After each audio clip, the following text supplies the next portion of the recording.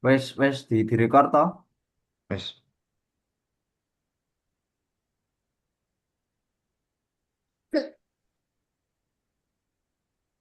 Baik, Assalamualaikum warahmatullahi wabarakatuh. Waalaikumsalam warahmatullahi Waalaikumsalam wabarakatuh. warahmatullahi wabarakatuh. Waalaikumsalam warahmatullahi wabarakatuh. Masih saja ya teman-teman, di sini kami dari kelompok 7 yang bertemakan Islam dan globalisasi. Di sini kita akan mempresentasikan hasil dari diskusi kelompok kami. Sebelumnya perkenalkan, nama saya Muh Asyam Ramsi Putra Roy dengan NIM 157. Kemudian, Saya Letters Hadiatman dengan NIM 129. Saya Dina Novita dengan NIM 146. Saya Muhammad Rosyid Abdul Aziz dengan NIM 141. Saya Sakti Jemusa dengan NIM 160. Saya Fauzan Bagus Saputra dengan NIM 181. baik, di sini akan kami lanjutkan yaitu dengan memaparkan materi. Kepada pemateri pertama, kami silakan. Oke, baik. Yang pertama yaitu pengertian Islam dan globalisasi. Secara Islam, bahasa berarti selamat, damai, serta sikap patuh, tunduk, dan berserah diri kepada Allah untuk kebahagiaan dunia dan akhirat. Secara istilah, Islam adalah agama wahyu dari Allah yang disampaikan melalui Nabi Muhammad SAW dengan ajaran pokok keesaan Allah dan persaudaraan manusia. Islam menjadi rahmat dan petunjuk bagi manusia lintas generasi. Secara globalisasi, proses integrasi dunia akibat kemajuan teknologi dan komunikasi yang menghilangkan batas geografis antar negara. Globalisasi meningkatkan keterkaitan antar wilayah dan mempercepat interaksi sosial. Dampaknya bisa menyatukan atau memecah tergantung cara menyikapi. Selanjutnya,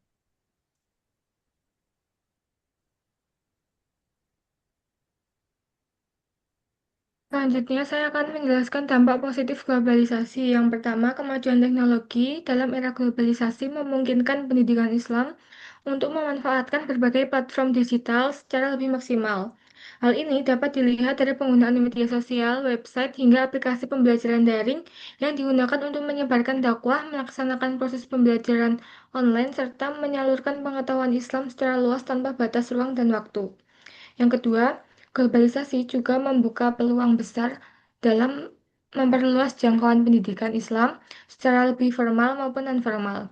Nilai-nilai Islam dapat disampaikan dengan cara yang lebih modern, kreatif, dan relevan dengan mengikuti perkembangan zaman, sehingga lebih mudah diterima oleh masyarakat global, khususnya generasi muda. Selain itu, interaksi antar negara membuat pertukaran ilmu pengetahuan dan pemikiran Islam menjadi semakin lebih berkembang dan dinamis. Yang terakhir, di sisi lain, globalisasi memungkinkan agama, termasuk Islam, mendapatkan lebih banyak penganut di berbagai belahan dunia.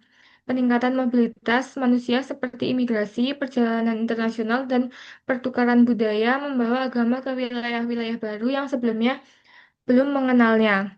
Hal ini mendorong terjadinya proses penyebaran agama secara lebih luas serta memperkaya keberagaman budaya dan kepercayaan di tingkat global. Selanjutnya,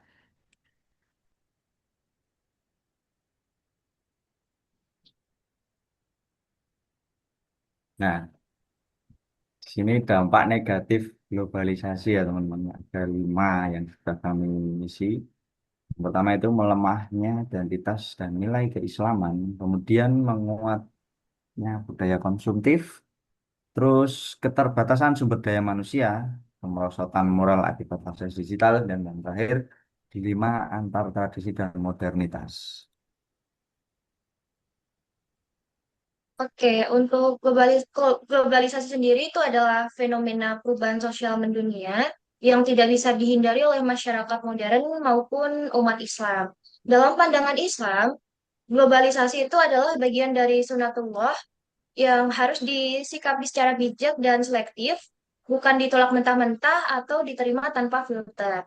Islam ini mendorong umatnya untuk mengambil sisi positif globalisasi seperti kemajuan ilmu pengetahuan, teknologi, kemudahan akses informasi, serta kerjasama antar bangsa yang sejalan dengan prinsip keadilan dan perdamaian.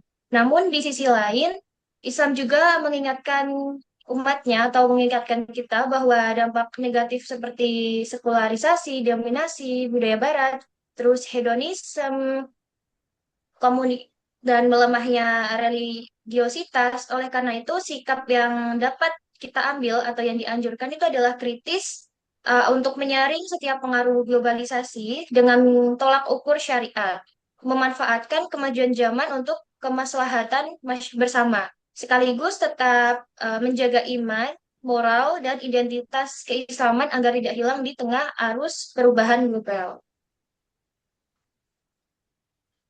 Oke, selanjutnya. Selanjutnya adalah contoh kasus nyata globalisasi. Kasus ini menunjukkan pengaruh ganda media sosial seperti Instagram, TikTok, dan YouTube atau Twitter terhadap remaja Muslim di era globalisasi.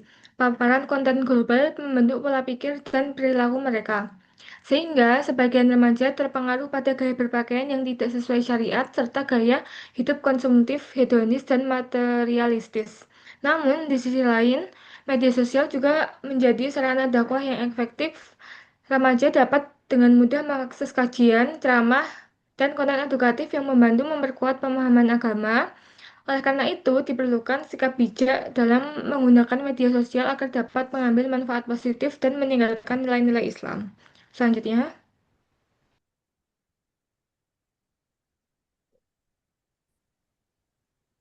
Ya, selanjutnya ada solusi. Yang pertama, tingkatkan literasi digital agar remaja mampu memilah konten media sosial, membedakan mana yang bermanfaat dan mana yang bertentangan dengan nilai Islam.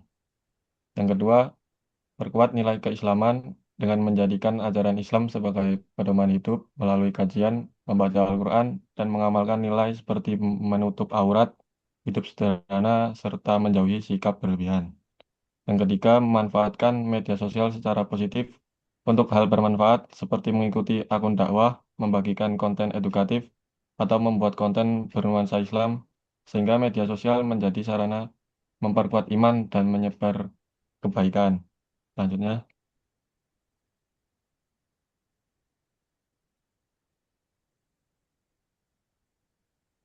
Oke, kita masuk ke bagian terakhir yaitu kesimpulan. Oke, kesimpulan dari ini yaitu globalisasi bisa memberikan dampak positif bagi umat Islam seperti berupa akses pengetahuan, dakwah digital, dan peluang ekonomi. Namun, dampak dari globalisasi ini juga memberikan dampak negatif seperti sekularisme, budaya konsumtif, dan kemerosotan moral.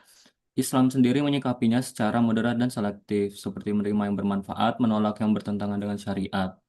Solusinya adalah dengan penguatan spiritual sejak dini, pendidikan kritis, dialog antar peradaban, dan pemanfaatan globalisasi untuk dakwah tanpa kehilangan nilai keislaman.